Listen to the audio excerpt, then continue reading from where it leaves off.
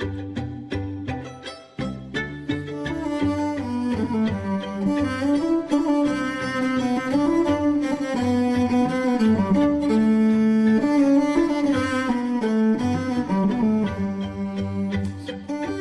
to The Lover's Hole, a Patrick O'Brien podcast. You're with Mike. And Ian. And as usual, we are rereading our favorite series of novels, Patrick O'Brien's Aubrey Maturin series. Ian, we are back in Post Captain. Can you bring us up to date? I can, Mike, with great pleasure. Last time, in Chapter 3, Stephen, who we had learned properly for the first time was the Admiralty's most esteemed advisor come intelligence agent, he had fallen badly for Diana Villiers. Jack, meanwhile, had told Sophie that he had to pay back the £11,000 that he didn't have in prize money, and Mrs. Williams decided to tell the entire world, well, at least the entire town, about this fall in Jack's fortunes, and took her daughters away with her to Bath.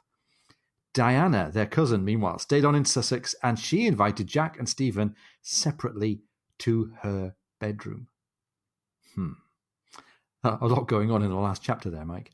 Meanwhile, First Lord of the Admiralty, Lord St. Vincent, was angered by Jack saying in an interview that I must have a ship, and this had turned out really badly for Jack.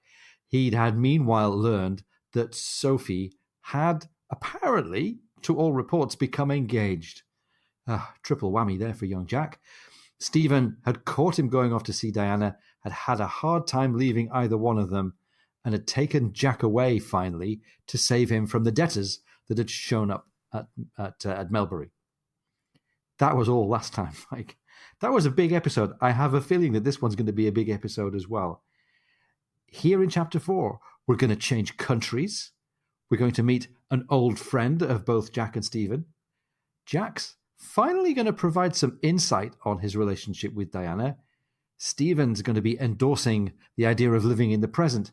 And we have one of our favourite, at least we hope it's your favourite, one of our favourite stories in the canon. That's right, Mike. We're going on a bear hunt. Oh, I can't wait. Ian, going on a bear hunt. Nice. It's a big one. Yeah, that's right. Oh, well, we opened the first chapter of Post Captain. I was a little disoriented. In this one, a little disoriented as well. We opening, we were getting ready to leave England, but we opened in the port of Toulon, and we hear about it being filled with 4 large French men of war, several Royal Navy ships that had been captured by the French. Everything's swarming with people getting these ships ready for sea. Captain Christy Pallier, we remember from Master and Commander, is closing a file of death sentences, one of many of these files. We're finding out it's alphabetical here, and he's talking about dinner. And this gentleman that we loved so much, he says he should have interrogated the Maltese earlier because if his dinner is really good, and I quote, they may escape unshot. I'm thinking, wow, Christy Pallier is lining people up and shooting them. His companion captain interrupts him because he doesn't want to hear all about guilt, Pontius Pilate, the odious side of interrogating suspected spies, a task quite unfit for officers. He just doesn't want to hear this speech again.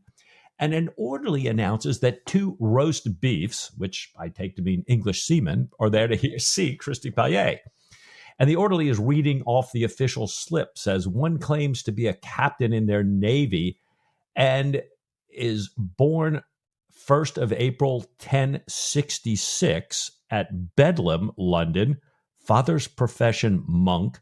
Mother's nun. Mother's maiden name, Borgia Lucrece.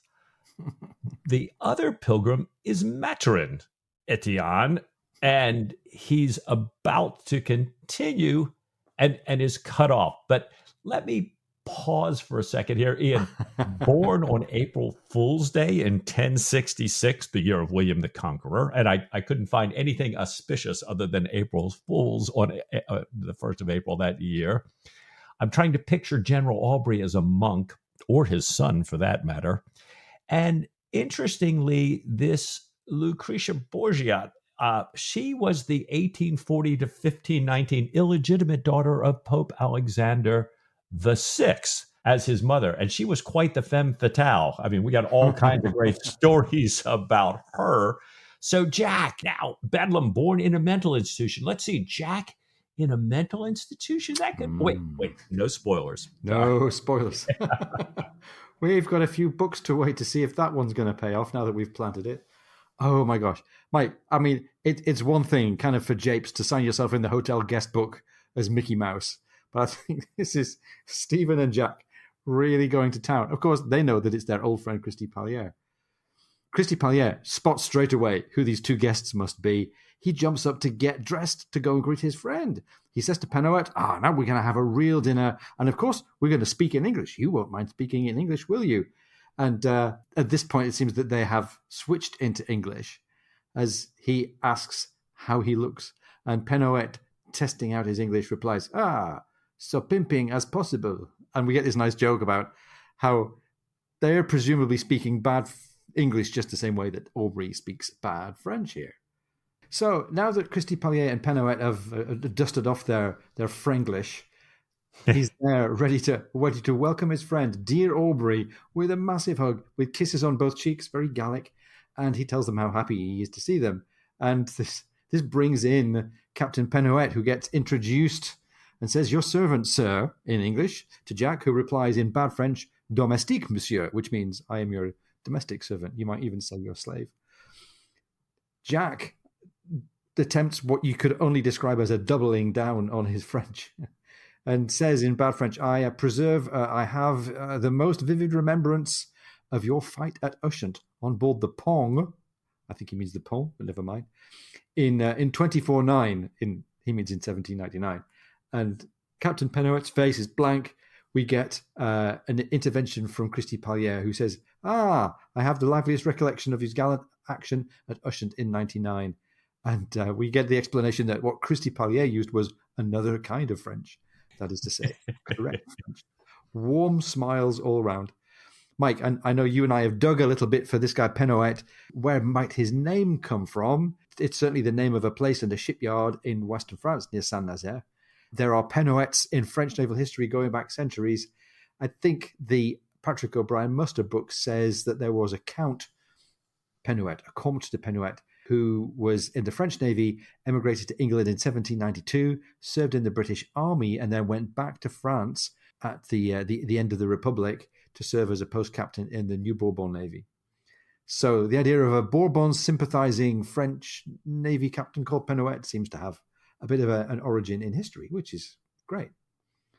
Christy Pallier then says, how can you travel? He's talking to Jack and Stephen here. How can you travel in the extraordinary heat? And I insist that you come to dinner. And even though Jack is protesting that he's already booked a table, Pallier says, no, you're in my country now. You're going to get the finest food at a favorite inn of mine just outside town.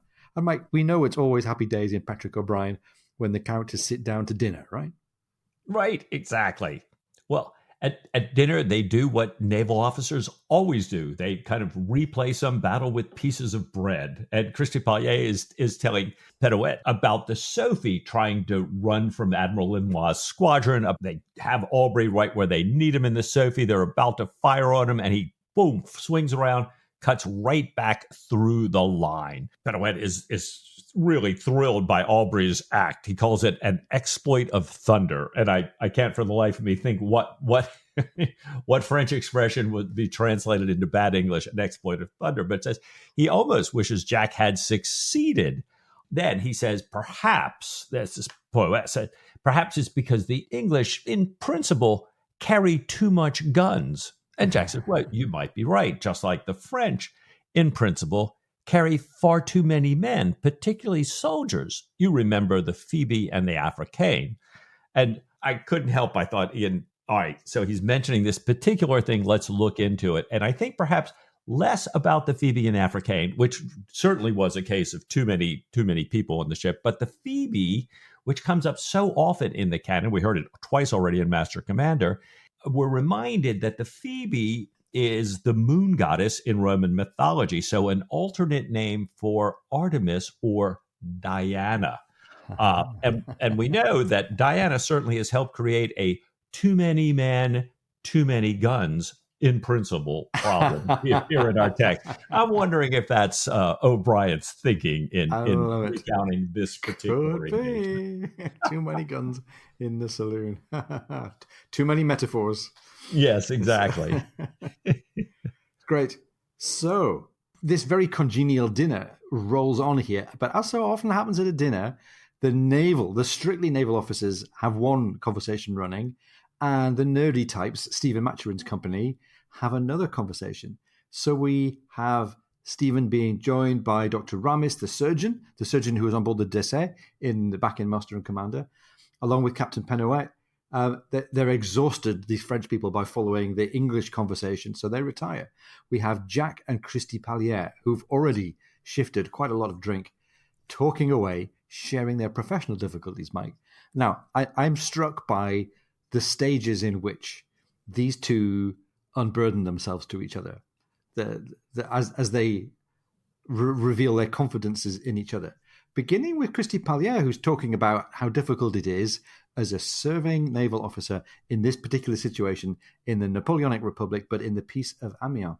He says there's no real sense of seniority in the French Navy. There is dirty, underhanded intrigue, political adventurers being promoted, and we get reminded that Jack already knows from talking to Christy Palliere's English cousins in Bath that Christy Palliere is only lukewarm as a Republican. He's got a bit of a Bourbon, a royalist streak to him. He certainly detests the vulgarity of Bonaparte. He detests the ignorance that Bonaparte has of the sea service.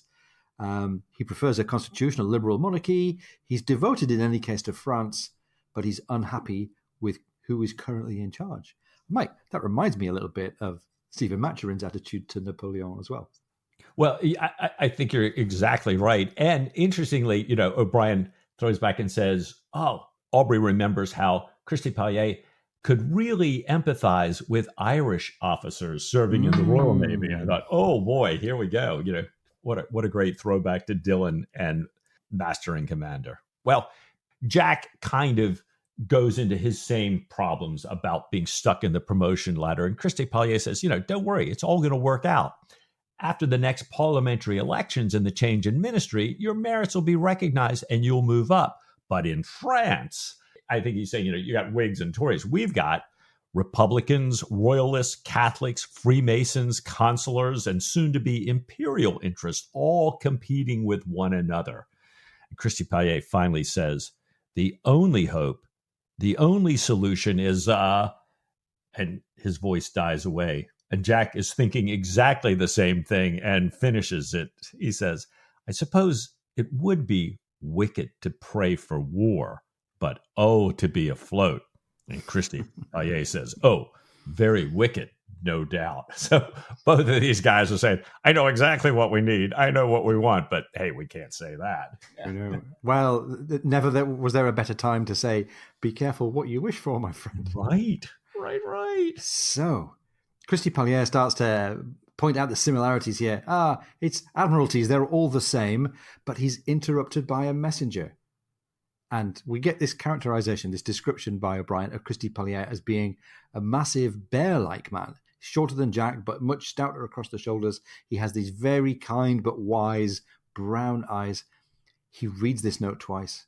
He sobers up, comes back to the table with a full pot of coffee. And those kind brown eyes, we read, have become hard and piercing. And there's a lot that's hard and piercing about the rest of this chapter, actually, but let's get into it here. He tells Jack that the note he's just received is about a black-coated man with a telescope who was spotted looking at the French installations in Toulon that morning and had been speaking with the curious Barcelona merchant. And this sounds like a pretty grave accusation. Jack is very, very quick with his very straightforward, very sincere comeback. He says, this must have been Stephen Maturin. He was out early with his telescope looking for birds.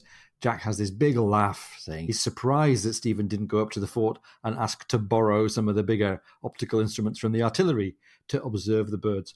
Oh, no, says Jack. He is the simplest fellow in the world. I give you my word of honor. Unspeakably learned, knows every bug and beetle in the universe, and will have your leg off in an instant. but he should not be allowed out alone. And as for naval installations, he really can't tell port from starboard, a bonnet from a drabbler, although I've explained 1,000 times, and he does try to apply himself. Poor fellow. And after this very sincere and clearly also, therefore, very believable rebuttal of Stephen's spying, Jack goes on to talk, perhaps actually more incriminatingly, about how Stephen used to live near Barcelona, speaks the language like a native, and points out that they're actually headed on their way now to Stephen's home in Catalonia after they've seen some special shrub on the island of Poquerol. And Jack is very tickled with the idea of poor good old Stephen being laid by the heels for a spy. And Mike, it's a touching and funny moment. The drumbeat, though, of Stephen's career as a spy, or at least an intelligence officer, starting to build up and get everybody's attention is beginning here. And how do you think Christy Pallier is taking it? Well, it's interesting because, like you say, it's starting to begin, but you're almost wondering, or I was almost wondering, is it beginning and ending here? Right. Whoa, Jack's got all these problems. Stephen is, rescued him. Has Stephen kind of taken them out of the frying pan and into the fire here? But Christy Pallier's eyes soften at Jack's transparent good faith. He can tell, well, Jack's absolutely telling me the truth. And he asks if Jack will, upon his honor, vouch for Maturin. And we know how the honor had worked so beautifully between all of these guys in the prior novel. And Jack says, my hand upon my heart. And then he says, your people, Christy, must be pretty simple if they suspect somebody like Stephen Maturin. And Christy Pallier says, yeah, some of them are stupid, but that's not the worst of it.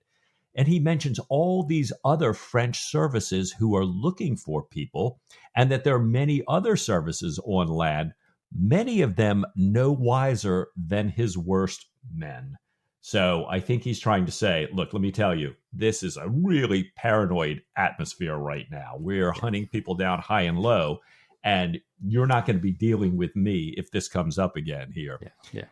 In a low, significant voice, Christy Pallier says, the text reads, and listen, my dear Aubrey, it might be just as well if you did not cross to Poquerol, but pressed on to Spain. Jack says, you mean because of the heat? And Christy Pallier shrugs and says, if you like, I will say no more about it. I'm thinking, Jack, you missed the voice there, buddy. This guy is trying to tell you something. Pay attention. Dear. So this conversation's yielding a lot of sensitive information here. And I like the fact that we've talked about spying and war before we finally get around to talking about love. So what the next step up the truth and consequences ladder is talking about what's happening in Jack's love life. And Christy Pallier facilitates this a bit. He orders another bottle of wine, and he talks about Jack's visit that he'd made to go and see the Frenchman's cousins in Bath. And Christy Pallier is starting to pitch Jack on the merits of the cousin of his who's a wonderful cook, and thinking maybe he could fix them up. When Jack says, I forgot to tell you why it was that I was in Bath. Very confidentially, he goes on, I'm in this wretched situation. And he describes to Christy Pallier how he hadn't stopped thinking about it until this wonderful dinner that he'd had this evening. He nearly had an understanding with a neighbouring girl in Sussex. And after his bad time in court over the neutrals, her mother, he's meaning Mrs. Williams, no longer approved of the connection and had taken the girls away to Bath. Jack says that he had been in Bath on this particular occasion to visit Sophie, but, to use his phrase, could never come to close quarters because she, Sophie, didn't like the attention that Jack had paid to her cousin. And now we get to learn a bit about what's been going on between Jack and Diana, as if we didn't already know from the horse outside the tower in the previous chapter. Christy Pallier's got a bit of a different set of standards and morals, I think, when it comes to affairs of the heart. He says, well, was this an innocent attention? He's talking about the attention to Diana. Maybe, but it could have been misinterpreted. Yes, Jack, whatever you say. The cousin, he says, is astonishingly lovely, a splendid dash and courage. Absolutely sounds like Diana. And while Jack was eating his heart out, in between the Admiralty and the moneylenders, he had heard that his girl, he's meaning Sophie, had received this offer of marriage. Everyone said it was a settled thing. And then this cousin, Diana, was so kind, sympathetic, and beautiful that he... And then he pauses and says, well, you understand me. Mm. So we get, if not the first indication, the first proper acknowledgement from Jack that he has kind of played the field a little bit here, and he's gone from the uncertain situation with Sophie, who he's very, very deeply attached to this rather more racy short-term association with Diana. And that's not the end of the story. No. Jack goes on to say, and just when things are going great with the cousin pulled him up and asked who in the devil he thought he was. He notes this was after he'd lost all his money. And Jack says he didn't know what to say to her, especially since he just started to make out that this cousin and Jack's best friend, we're thinking Stephen, Matron, might be attached. He says it was something he really wasn't sure of, but when they parted England, it looked more certain. So I'm thinking, so Jack really was missing this. God. So in the meantime, he says the cousin was charming to him again, and he was hooked. He couldn't eat or sleep, and he committed himself pretty fully to her, partly out of the slight to his pride from this girl. So, from his girl, he's kind of wounded. Sophie's gotten engaged. Here's this direct assault that Stephen Matron had talked about in an earlier chapter. And then he says he gets a letter from his girl to him. Again, I love it how this is all getting played out a little bit remotely, a little bit at second hand. And it's funny, we've been talking about this, how the general tone of lots of this part of the story is quite indirect, it's quite ambiguous. But in this very confessional moment with Christy Pallier, Jack is laying it out here. He had been attached to Sophie. That seemed like it was on the rocks. He had gone in for this liaison with Diana. And Christy Pallier can't quite figure this out. He says, I'm shocked that she wrote to Jack directly and says, well, was this a secret love affair? Were you having some kind of an intrigue with Sophie? And he says, no, the relationship with the girl had been innocent, hardly so much as a kiss. She had only written to tell him the thing about the marriage, that this proposal from the other guy was so much goddamn stuff, in Aubrey's phrase. He got the letter the day he left for the country, and Christy Pallier says, well, then everything is perfect. This sounds like a confession, an avowal of true love from the serious wrong woman. What the hell are you worried about here? And Jack is looking really wretched, and Christy Pallier thinks he's he calls him a muff, a bit of a wuss, a pussy, in other words. He says, well, you've got two women at once? No biggie, welcome to France. But looking into his face, he can really see the wound, and he can feel the wound in his heart for Jack and the situation that he's in. And like a good friend, Christy Pallier is there to comfort him, right? Yeah. Christy Pallier pats Jack on the arm, and Jack explains that in honor, he's pretty much committed to the cousin, although he doesn't have anything like the same kind of feeling for her as he does for his girl, who we know to be Sophie.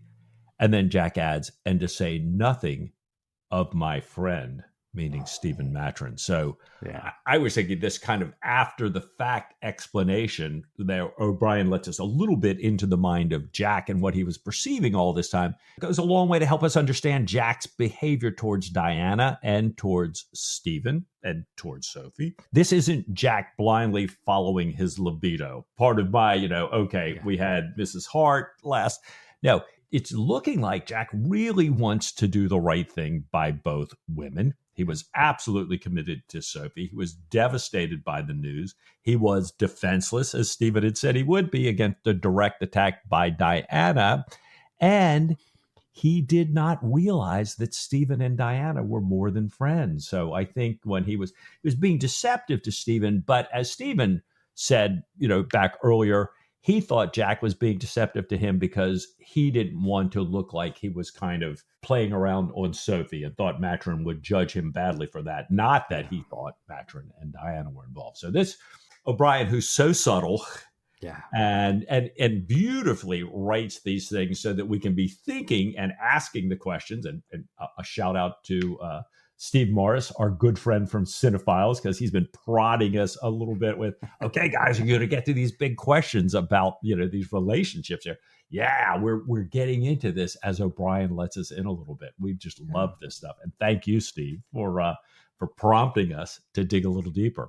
I think absolutely. And the two big questions on our mind are Jack and Diana having it away, to use the 1960s English expression? Yeah, absolutely. If you want to be forensic, you can look in the text and you can see that thing about being committed in honor to Diana says to me that he slept with Diana. I think I knew that in my heart from the moment that Stephen encountered the horse tied up in the previous chapter. And I think this conversation is explaining what are the consequences of all of that for Jack. Now, you're right, Mike. He's not just following his libido, but I do think he's a bit of a big kid. He's kind of stumbling around, maybe not like a teenager, but like a guy in his early 20s who's trying to be simultaneously God's gift to women sexually and also to be sentimental and honorable about all of his attachments to women. And that's not going to work out. Yeah, I don't resemble that remark at all. If I could think back that far. Oh, goodness me. Oh, my. Now, there's a whole other question of Stephen and Diana. What emotional, romantic, physical status is going on in their relationship? And I got to say, I don't know. I might come back to the question, but for now, I have a horrible feeling there's just torture for Stephen in this, and he hasn't been getting much pleasure at all. But let's keep the question open.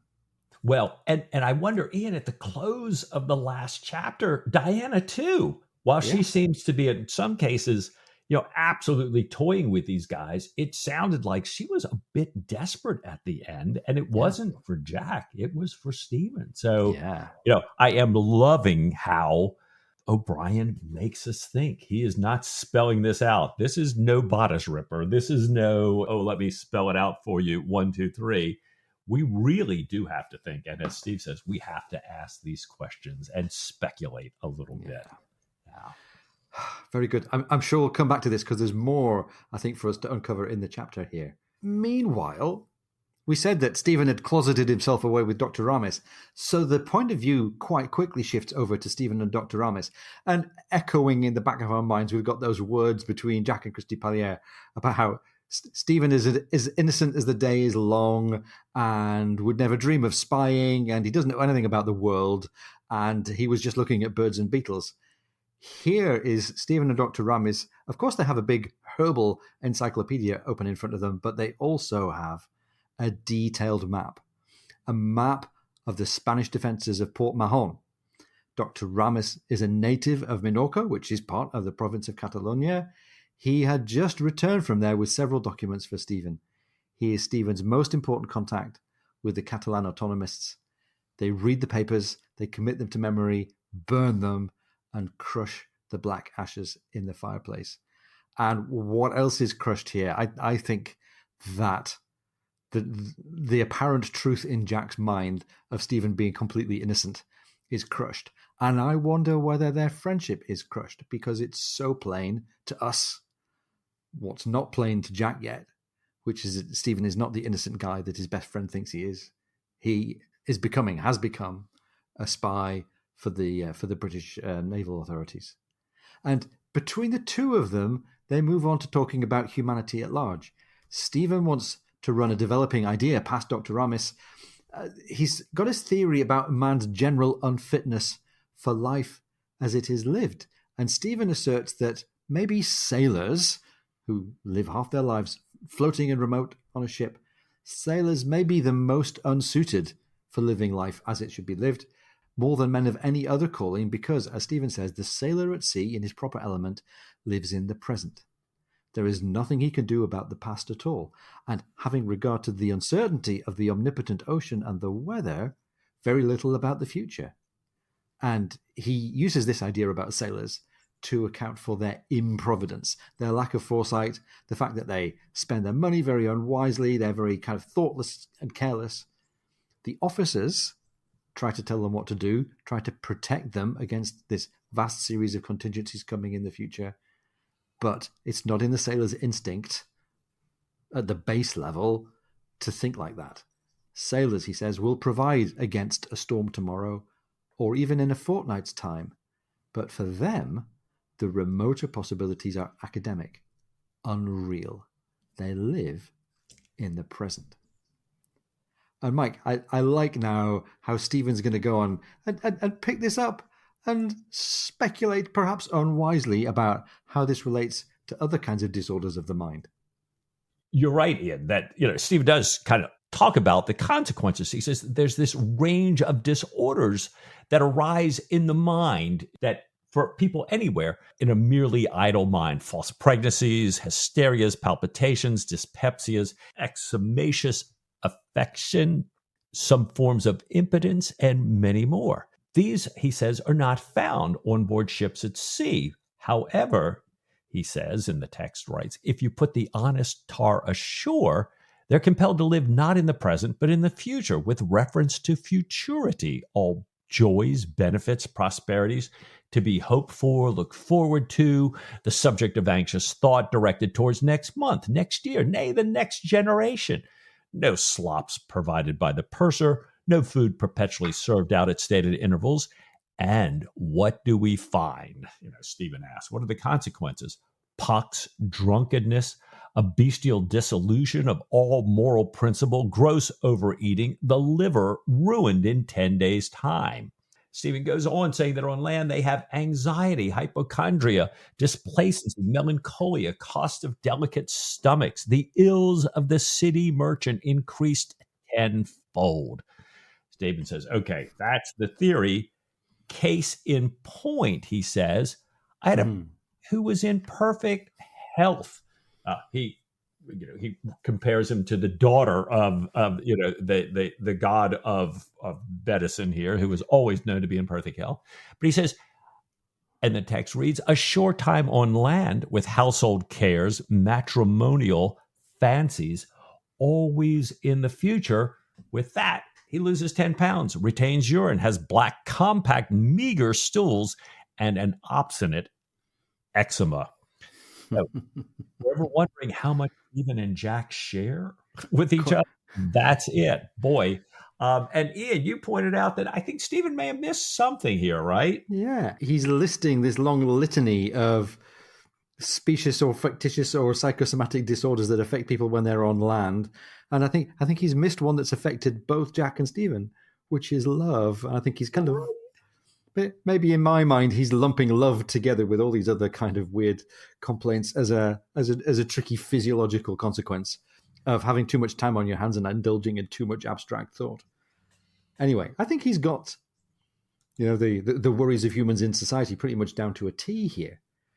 Now, Dr. Ramis wonders whether this is all purely the effect of having, as he calls it, solid earth between the subject's feet. Is this just to do with being at sea versus being on land? And Mike, that's a good question. It's a hypothesis that we're going to test all the way through the 20 books of the canon. And he comes back then to the subject of weight loss. And he turns the conversation round to Stephen. Speaking as a physician, he says, you've lost weight. You're thin, cadaverous. You have ill breath, sparse hair. You're belching frequently. You have dim, hollow eyes. These, he says, are not accounted for merely by Stephen's use of tobacco and laudanum, which, by the way, is the thing that started to rear its head in this book in these most recent 2 chapters. Ramis says, well, he knows all of this about Stephen's outward appearance. There's part of the physiological picture that he hasn't got yet. So he says, I should very much like to see your excrement. Stephen's totally fine with that. Of course you shall. Reminds him then to send his tincture of laudanum. Like any good addict, he says, yeah, I've got a plan for stopping. I'm going to stop using it when I get home to the reader, but right now I have needs. Ramis says he'll send it and adds that he might send Stephen a note of the very first importance in code 3 tonight. He won't know for 3 hours. He goes back into doctor mode as he checks Stephen's pulse before he leaves. And Mike, besides the laudanum reference here, it's interesting that he's mentioned the use of tobacco. We've had very, very little to say about Stephen using tobacco, but plenty about sailors using tobacco. I wonder what was on Patrick O'Brien's mind. Well, it's fascinating because in the full text, Ramis says, about tobacco, an obnoxious substance that should be prohibited by government. And I thought, wow, that's quite the thought we're in the early 1800s here. Interesting. Yeah. O'Brien was writing this dialogue in 1971, the year the UK and tobacco companies agreed to health warnings on cigarette packages. Now, O'Brien's not in the UK. He's in the EU, which only followed the UK a number of years later. Yeah, let's not even talk about the US. It's really fascinating, isn't it? This was social and kind of consumer history being written at the time that O'Brien was building this particular work of fiction. Now, Stephen ponders on this cryptic remark about sending a note in Code 3, and he thinks kind of regretfully about the way he has to deal sometimes with plain mercenary agents in the intelligence community who are only loyal to themselves and their purses. And he's thinking about what does he place Ramis in this kind of spectrum of intelligence operatives. He says he has the complexities of the entirely honest men, their sudden reticences, the interplay of conflicting loyalties, the personal sense of honor. And thinking about that makes him feel old and tired. And I'm pretty sure that Stephen sees himself on the same plane as Ramis, being one of the honest as opposed to the mercenary men involved in spying.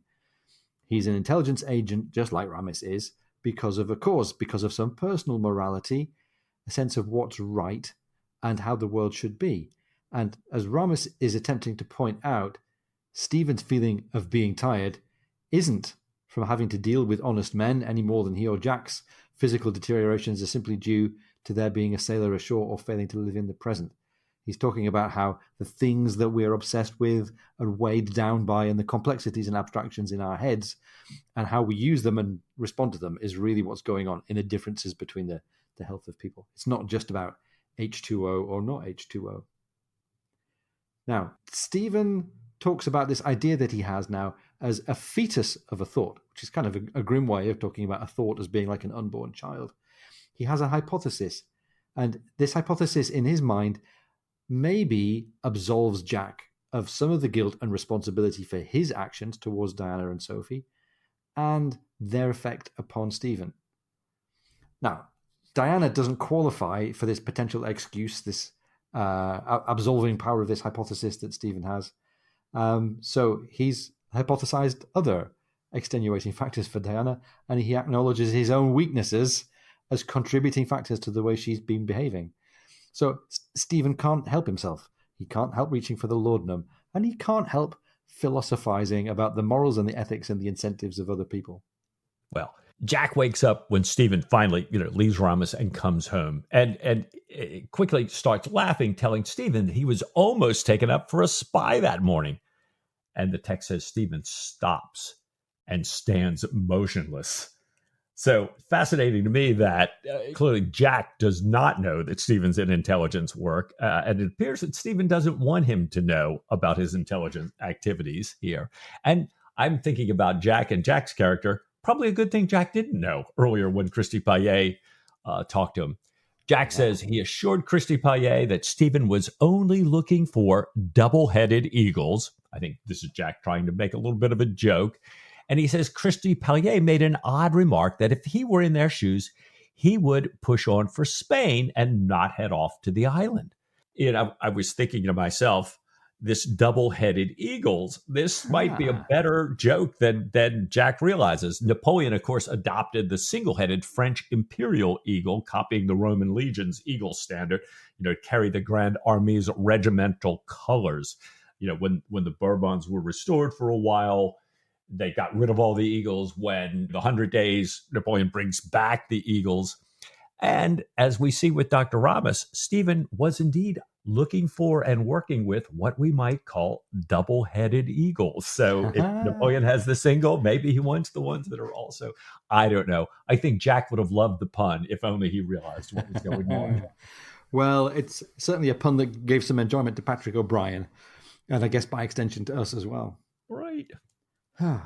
Now, Stephen says he's not surprised at this perception or this ignorance, if you like. He doesn't believe that Christy Payet would cross the street to see Euphorbia praestans.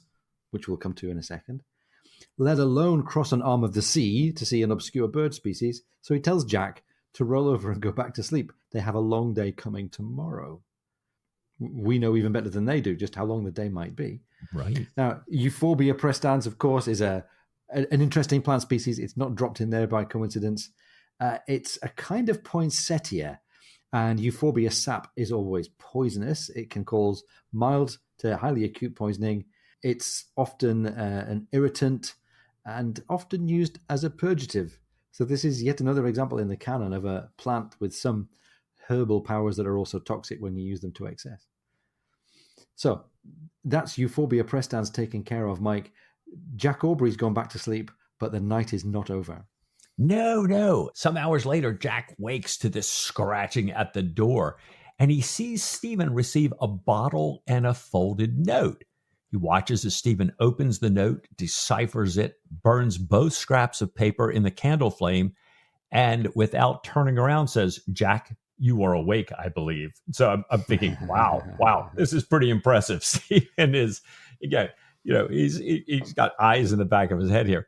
He walks over and whispers to Jack not to call out.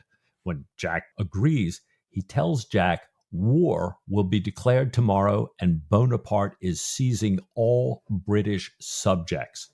And now we understand Christy Payet's advice, his warning about all these agencies looking for suspicious people. It's as if he was hollering, don't head east to see your plant. Head west to get to Spain and get the heck out of France now. Right. Wow. And Dr. Ramis as well. If there was any doubt that Dr. Ramis was involved in high spying, then that's all been taken care of right away. Mike, it's been an incredibly intense first half to this chapter. Lots of confidences and new twists and lots of new jeopardy as well for our characters. I think we need to go and take a little glass of something to calm the nerves and maybe come back after a short break. If you're enjoying the podcast, please come and join our supporters on Patreon. Go to patreon.com/LoversHole.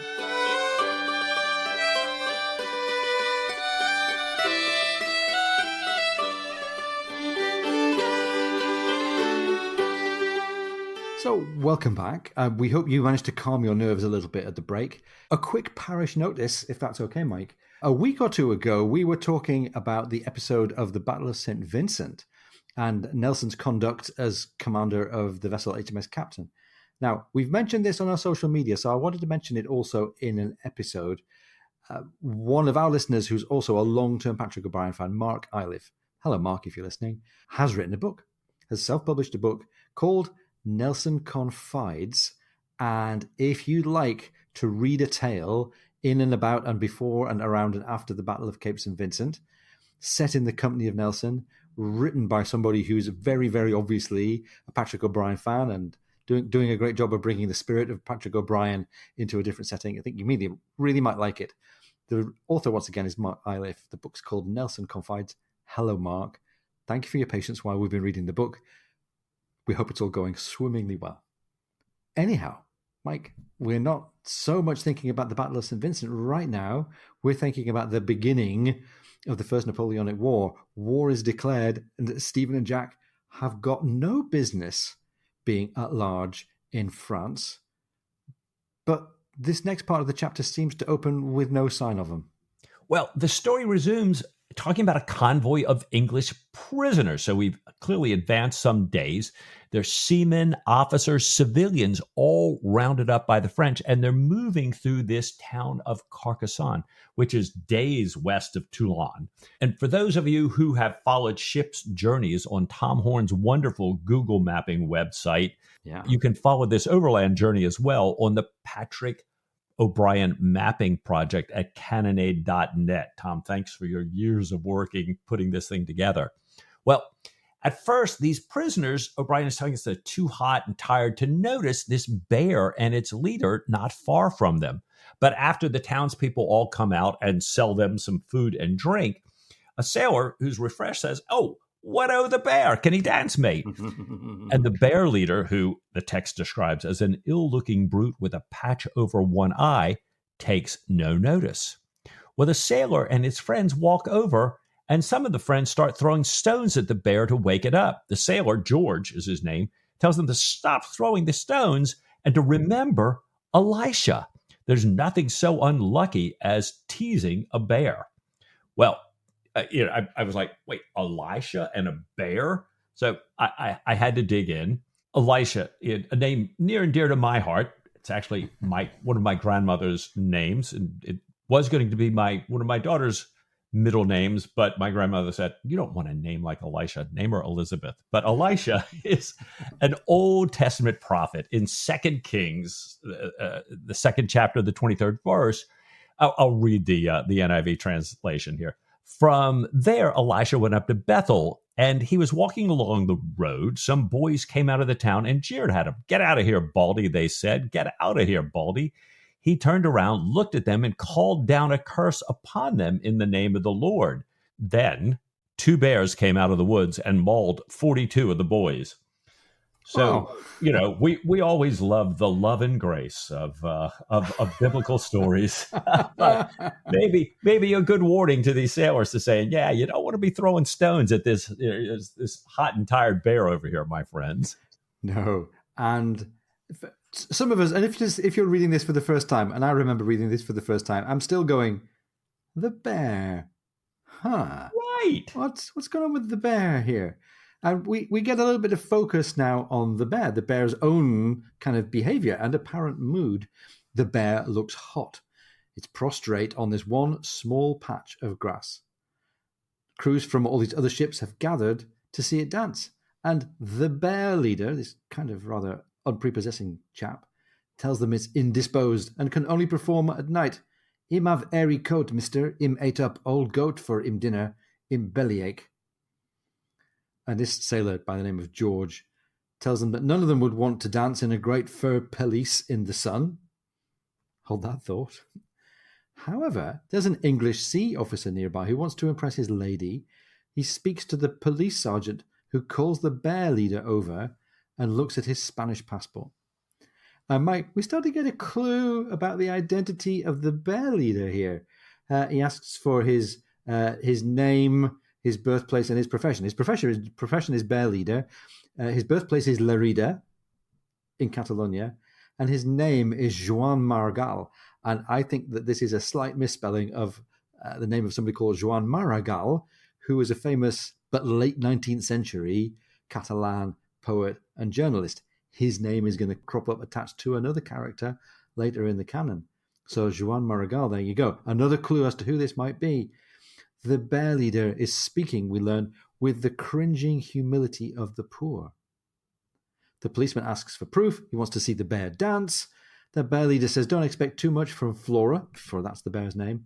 He whispers in the policeman's ear, probably something about Flora's current female problem. The policeman understands and says, well, okay, perhaps then just a few steps to satisfy my conscience.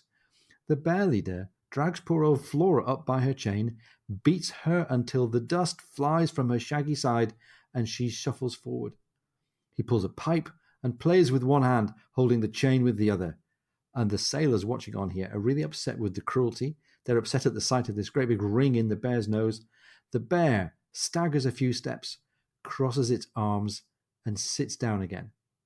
A trumpet sounds. The sergeant tells the prisoners that it's time to move out. The bear leader runs up and down the line with, I love this line, with avid and shameless persistent busyness, telling everyone to remember the bear and collecting a few coins. Now, Mike, this all sounds like a bit of sort of harmless but medieval sounding entertainment. But as the scene turns to dusk, I think we're going to learn a little bit more about the connection between the bear and the bear leader. Yeah, I'm with you, Ian. I remember reading this the first time going, what's going on here? This is another one of those Patrick O'Brian animal stories we're supposed to get something out of. But he goes on saying that evening in the silence, everybody's gone, including the village kids who'd been dropping clods of earth down from the battlements down onto the bear. And the bear leader is sitting there counting the coins. And he's saying, how much it is and what country they're from. And then we hear this line, when one sea officer is to be roasted, there is always another at hand to turn the spit. It's an old service proverb, says the bear. And I remember going, what? Wait, says the bear. Patrick O'Brien's just headed into magical realism here. Oh my gosh. And then the bear goes on to say, I hope one day that sea officer with the lady friend is under my command and I'll make him dance a hornpipe. Ooh, such a hornpipe. And then the bear continues, Stephen, prop my jaws open a little more. I think I'll die in 5 minutes if you don't. And I think it's like, what? And Stephen says, no, we got to run. We've got to get to Kuzia by dawn. And so, I mean, I love getting to that bear's first speaking line. I tell you what, O'Brien had me completely the first time around. So, Mike, shall we dig into here the perception that readers have of the bear story? Because I think it's one of those kind of room-splitting moments. There are some, and I think I was in this kind of population when we were first reading a couple of years ago at the beginning of the podcast. I was going, yeah, this is just a stretch, and I find it hard. There are people in the Patrick O'Brian fandom community who will say in messages that we read online, I nearly closed the book and gave up at this point because the bear story is so hard to believe. And to borrow your phrase from a minute ago, Mike, I was okay with the idea of this as just a bit of magical realism. There is a world in which people traveling around in the south of France believe that a human in a bear costume really is a bear. But this wouldn't be Patrick O'Brian if there wasn't another spin to the coin here. No, and it's funny. I had read in the past on one of the Facebook groups, and I couldn't remember whether it's the Patrick O'Brian Appreciation Society or the Aubrey Matron group, and I thought somebody posted something about this, and so working on some show notes last night, I kind of posted last minute ago, hey, does anybody remember this? And God bless them, as always, everybody jumped in, and thanks to David Paler and Peter Leach, we got some stories from an Irish newspaper about, in fact, an Irish priest who, wanting to get out of Ireland in the early 1700s, had become a priest, gone to live in France, walked all over the place, like our heroes are doing here. And at one of the places near where we are here, he actually recounts having seen this bear leader with a bear that was doing more and more kind of incredible tricks, could kind of point at the clock or could nod at people who were waving at them, doing all sorts of things, and that people were coming from villages far around.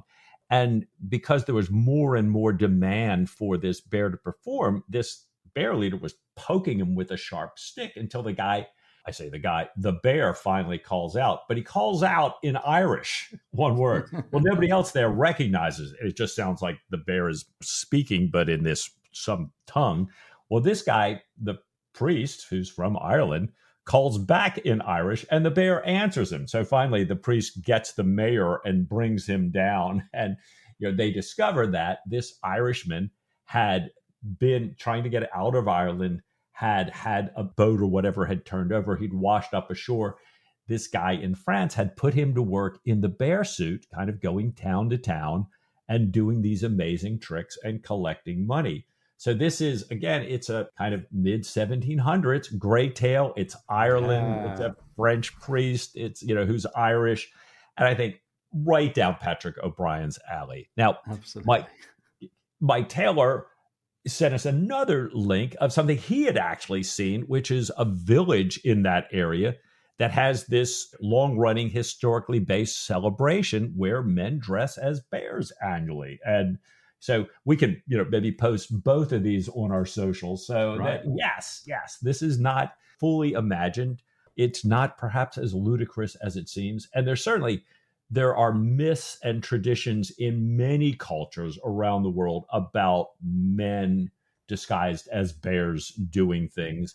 And we know that entertaining bears were certainly a thing around these times, and leading up to this. So I know that, people are really, like you say, they either love it or they hate it. But as I think we'll talk a little bit later, we see some other uses that O'Brien's making of this, which endears me to it even more. Although I've got to admit, I think it's I think it's a fun story, and I was a little bit shocked about how vehemently some people thought it's how ludicrous. And like you said, I almost stopped reading the whole thing right there. So hey, this is O'Brien. Boy, he writes so that we all do have our own opinions, and it's one of the things I love about that. It's great. It's great. And of course, he had dropped in a couple of little tiny bits of what you might call, I don't know, bear foreshadowing. Christy Pallier is described as being a bear-like man. We've had this just very, very gently dripped into our ears, so that by the time it comes here, we're ready for it. Now, we now know, of course, that the bear is Jack Aubrey in costume and that the bear leader is Stephen. So we carry on the story with these two men on this long trek. And remember, they're headed into Catalonia, into Spain, to get to Stephen's old ancestral property, to safety, if they can just get there without getting caught, without getting picked up by the French authorities. This is not an easy journey. It's pretty grim, actually. It's a real slog to get across this mountainous terrain. They're climbing over the French side of the Pyrenees. They're zigzagging to avoid large towns, to avoid the dangerous coast zone. Stephen is leading Jack, who can't see past his muzzle and has to breathe out of a hole. The hole is covered with this spiked collar when people are around. Local fools are running after them, asking questions about the bear. Every hamlet has got swarms of dogs that come out biting at the heels of the bear. And in the mountains, they overhear people telling stories about how bears get killed by humans around these parts. So besides being a grim physical experience for Jack, and besides being effectively chased by French intelligence, they're also in an environment where they could quite easily be taken up as an actual bear and an actual bear leader and just killed for the fun of it. And Mike, I'm already wishing for Jack and Stephen that this could be over, but it's not yet. No, like you say. And we're, it's a really arduous journey. Well, one day, O'Brien tells us about Stephen leaving Jack in the woods. He wants to go into town to try to get some news. I want to find out what's happening here. Jack is lying there in the cool ferns, and he feels the ants, ticks, and other insects invading him. He smells his own stink and the stench of this bearskin, which had been preserved in turpentine. But O'Brien tells us that, as a 6-foot yellow-haired Englishman, Jack would have stood out like a church steeple in France. So with all these people chasing domestic and foreign fugitives, they had to do something. O'Brien writes, the torment of the ill-fitting chafing hide, the incessantly repeated small rasping wounds, the ooze of blood, the flayed soles of his feet attached to the fur by court plaster, the heat, the suffocation, the vile uncleanliness had reached what he had thought the unendurable point 10 days, 200 miles ago. So as you say, Ian, this was not pretty. It really wasn't. It's now turned into one of those journeys of endurance. And Jack, remember, we're only 2 books into the canon here, and it was a bit of a wing and a prayer that the second book got written at all. So here's Jack wondering if they'll ever succeed. And by the way, we don't know whether either of these two characters is going to make it all the way through this story. Jack had never doubted that, barring some act of God or strange misfortune, as long as he did his part, he and Stephen would not pass the rest of the war as prisoners. He was confident that somehow they'd avoid being cut off from the possibility of service, promotion, of a lucky cruise, cut off from Sophia, cut off indeed from Diana. So that confidence is comforting to him. And meanwhile, he knows that it's going to be a long war, but that also brings to mind the fact that they're in the vicinity of Spain.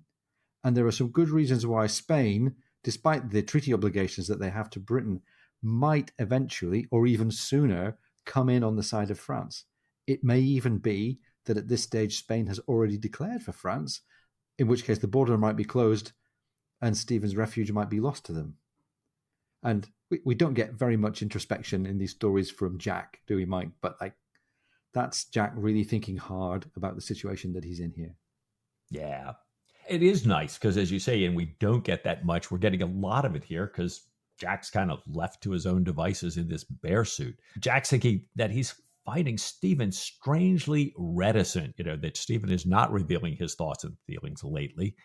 And that Jack thought that he knew Stephen through and through back in what O'Brien writes as the old uncomplicated days. And that at that time, Jack loved all he knew. Yeah. But now there were new depths, an underlying hard ruthlessness, an unexpected matron, and Jack was quite out of his depth. The more Jack thought about Stephen going on ahead with his Spanish passport, the more, the text says, thoughts he dare not formulate came welling up, an ugly swarm. Jack wonders if he's lost his courage, sweated it all out, and he thinks through about the many conversations he and Stephen have had about courage and ultimately about the supreme courage of indifference. Wow.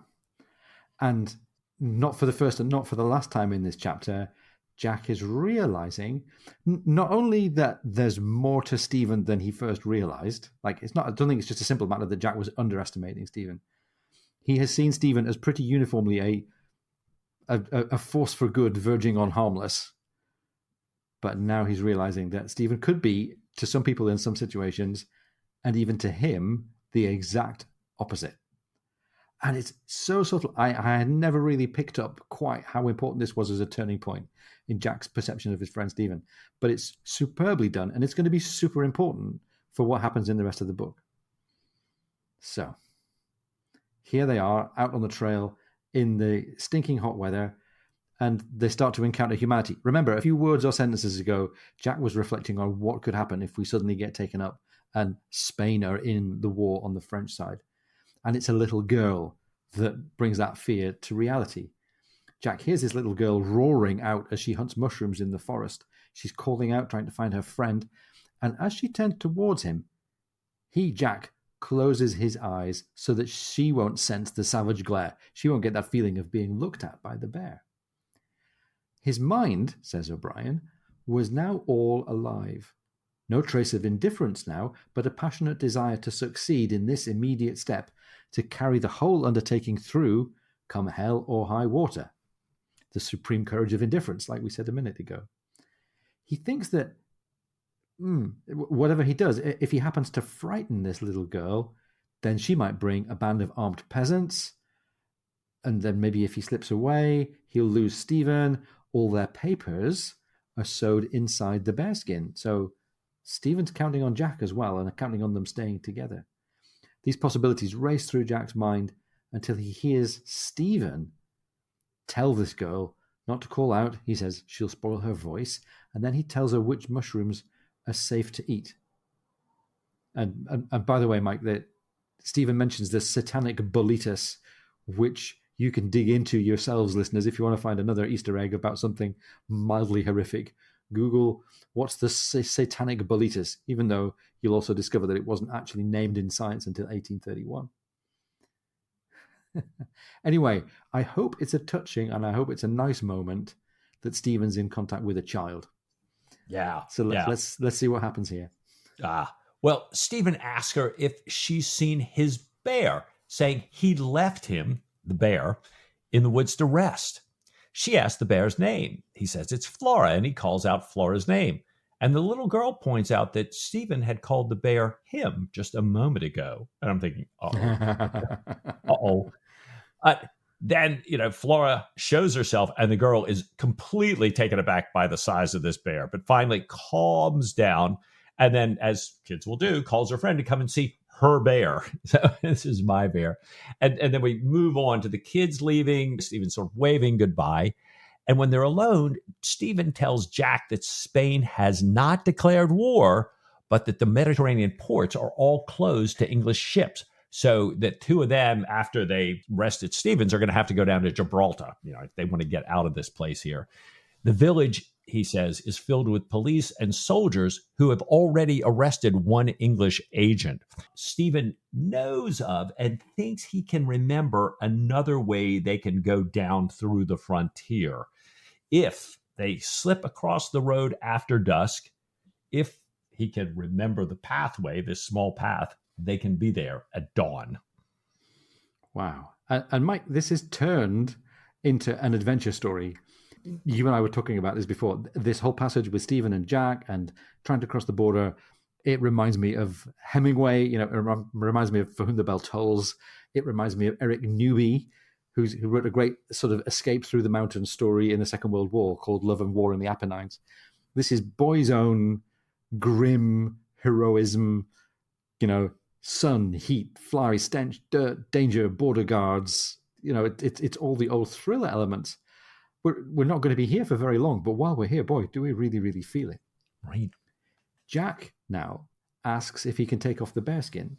No, says Stephen, even though this path is only little traveled, it's a smuggler's path, there are still patrols out looking for fugitives.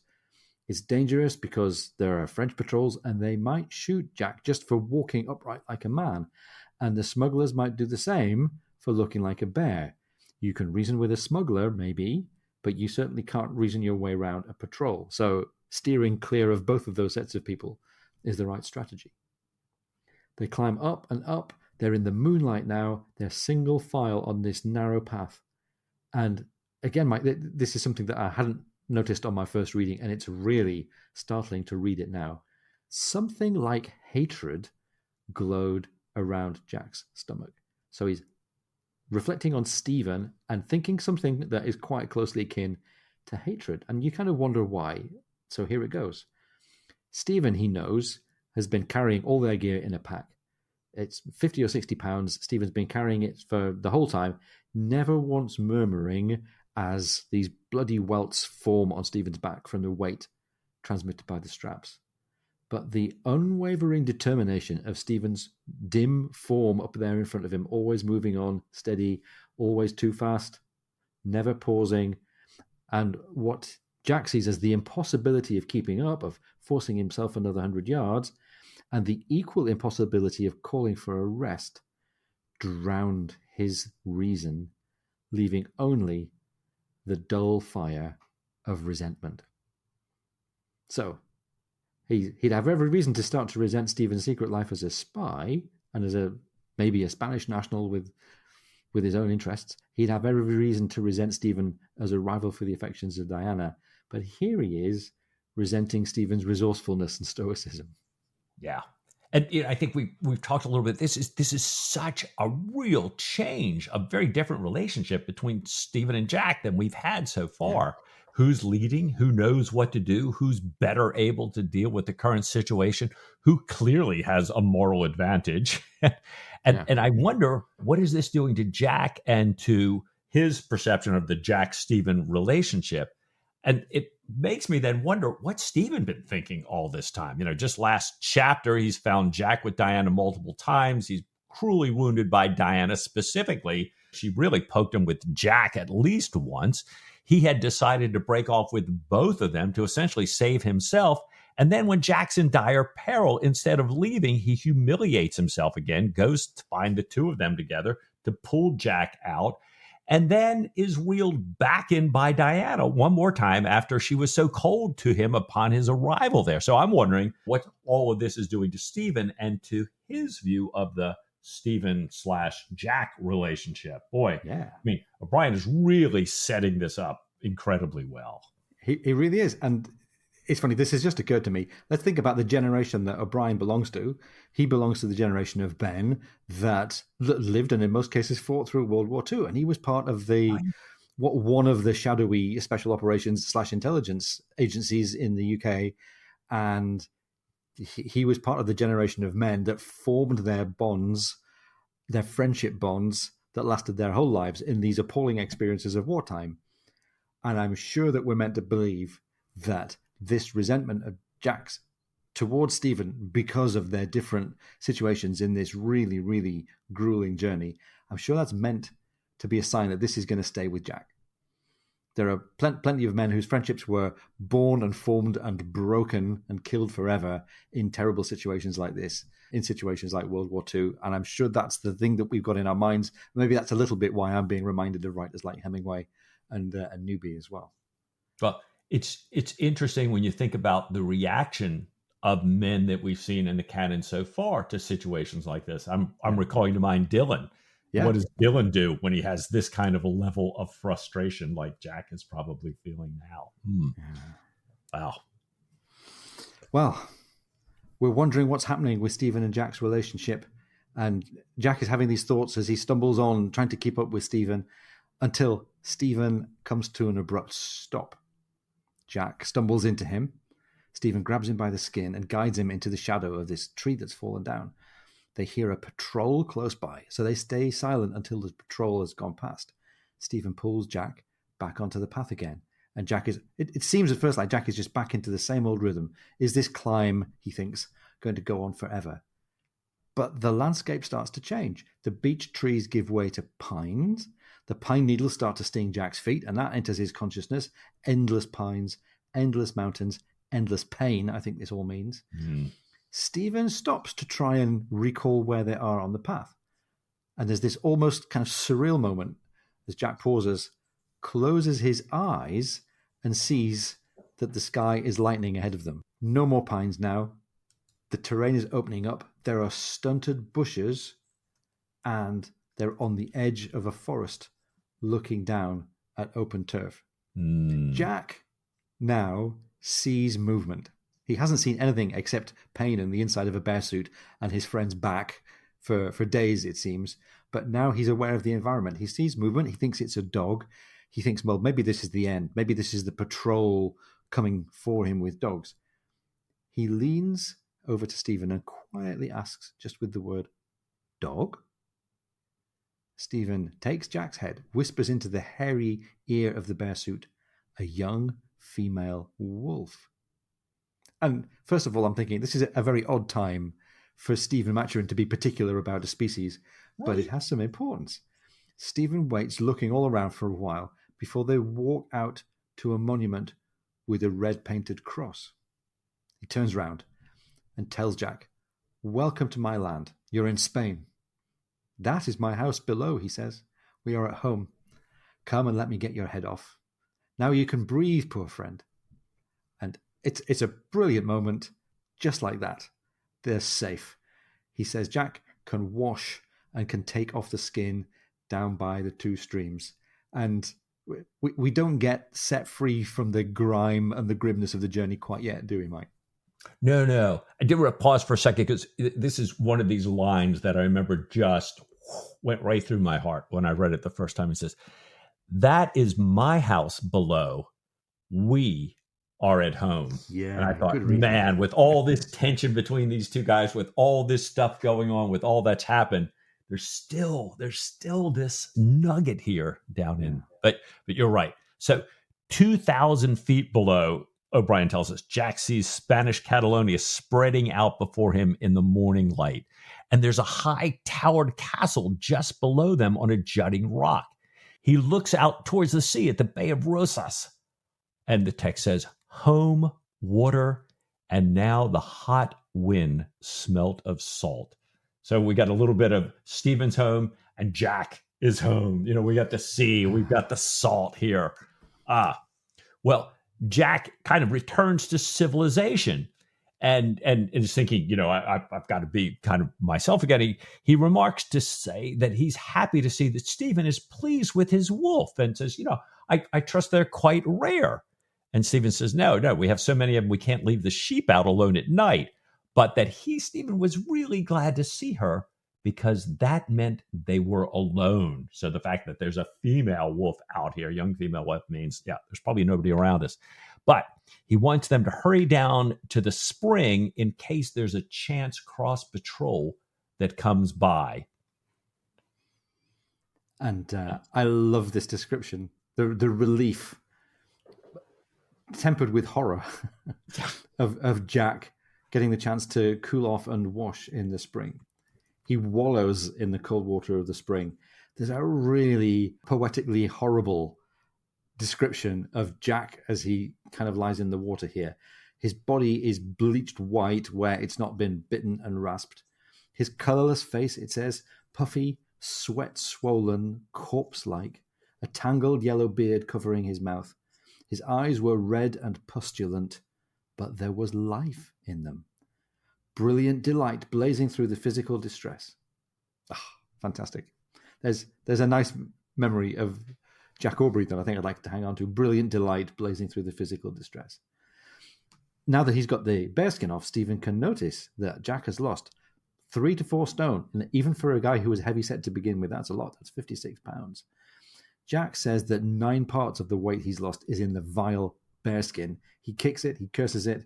He says, we do need to take our papers out of it because right after that, we're going to light the stinking thing on fire. Stephen says, no. We might need it again. We're going to roll it up and put it under a bush. Stephen says, we'll send for it. We'll get a servant to come out and pick this stinking wreck up. Jack can hardly bear to ask the next question. Is the house a great way off? Why, no, said Stephen, pointing to the castle. It's just there below us, 1,000 feet or so, to the right of the White Scar, the marble quarry. Though I'm afraid it will take us an hour to get there, an hour to breakfast. Is that castle yours, Stephen? It is, and this is my sheep walk. What is more, he said, looking sharply at the cowpats, I believe those French dogs from La Ville have been sending their cattle over to eat my grass. End of chapter 4. Wow. Oh gosh. And I, leave it to O'Brien after that arduous journey to put us on a smile. Jack is back to being Jack. Stephen is back to being Stephen, at least for a moment. Yes. I mean, Stephen didn't turn out to be ready to take advantage of Jack and betray him or anything. So maybe Jack's darkest fears about Stephen's role weren't realized. But we've still had this big revelation, I guess you could say, about Stephen's role as an intelligence agent that hasn't gone away.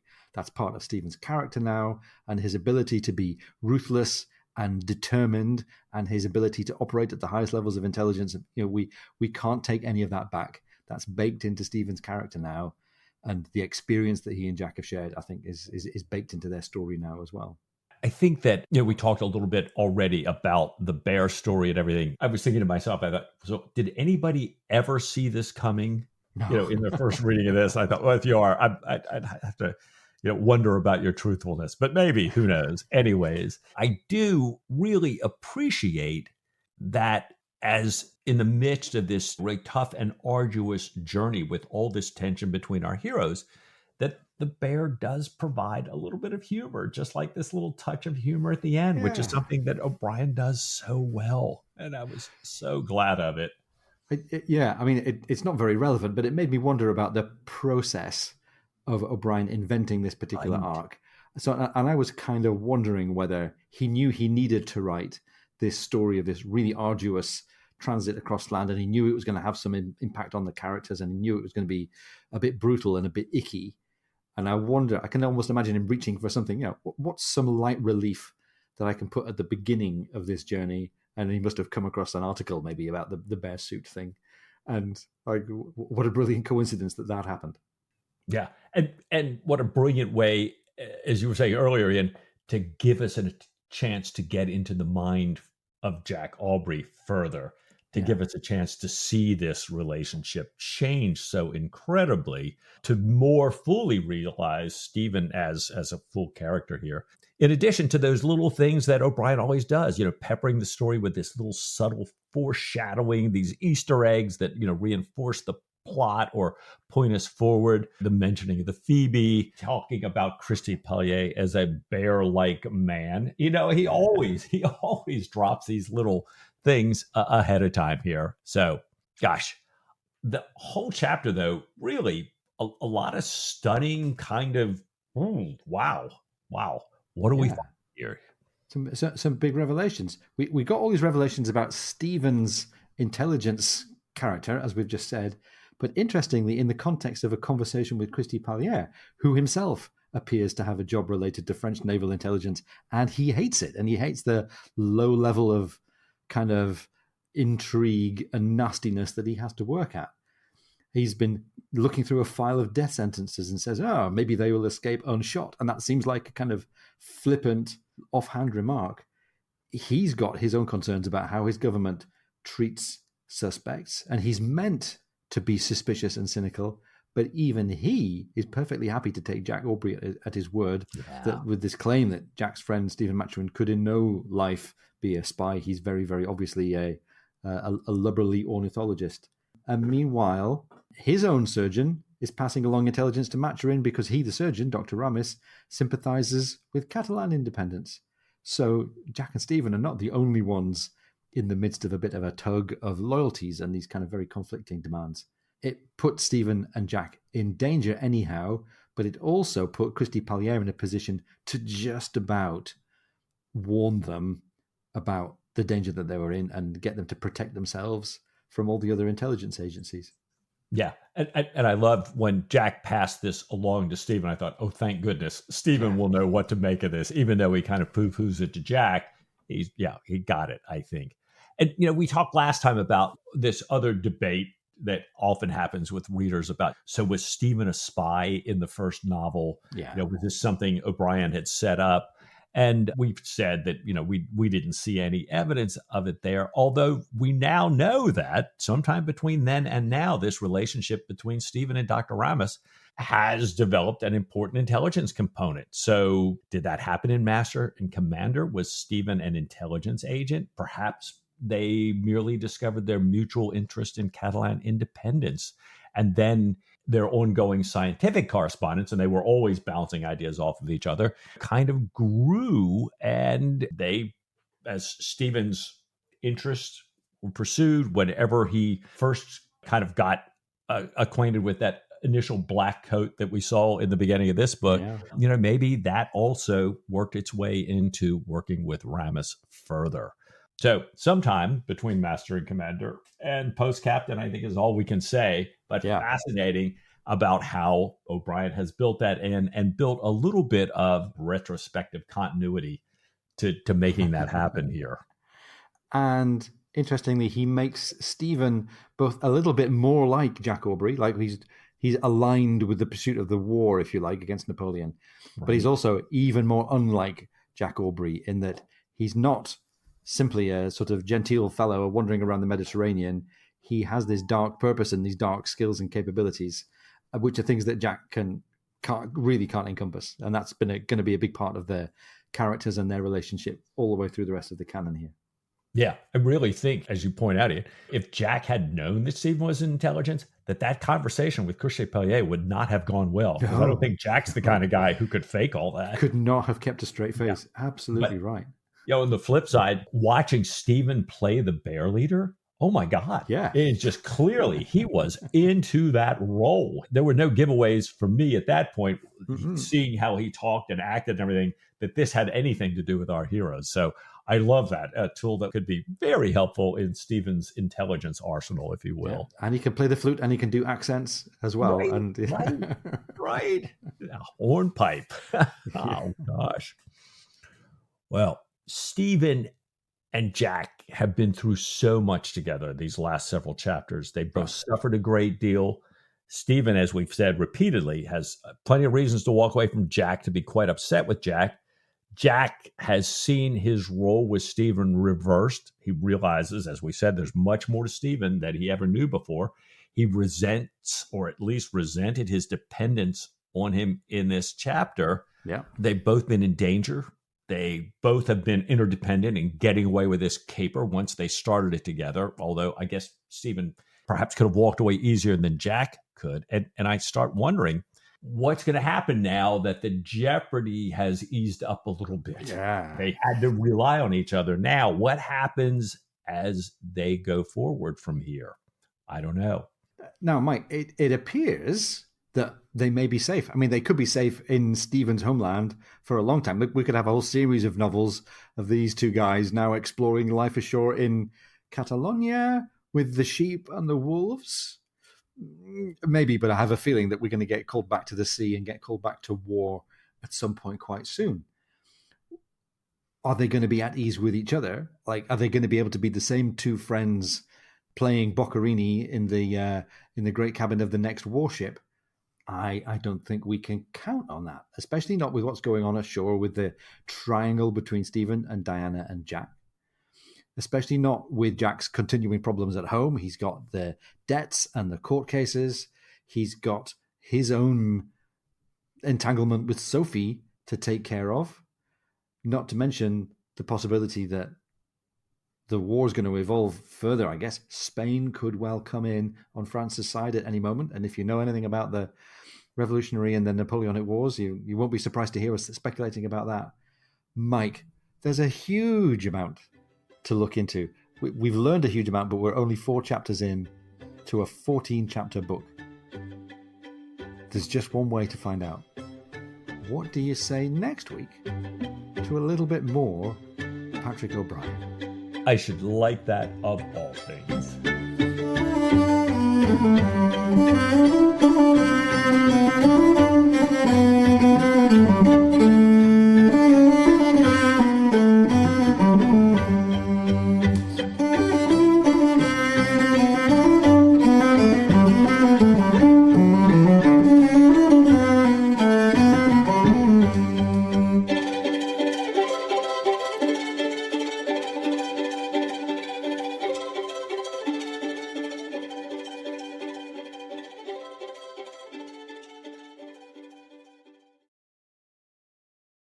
Now there were new depths, an underlying hard ruthlessness, an unexpected matron, and Jack was quite out of his depth.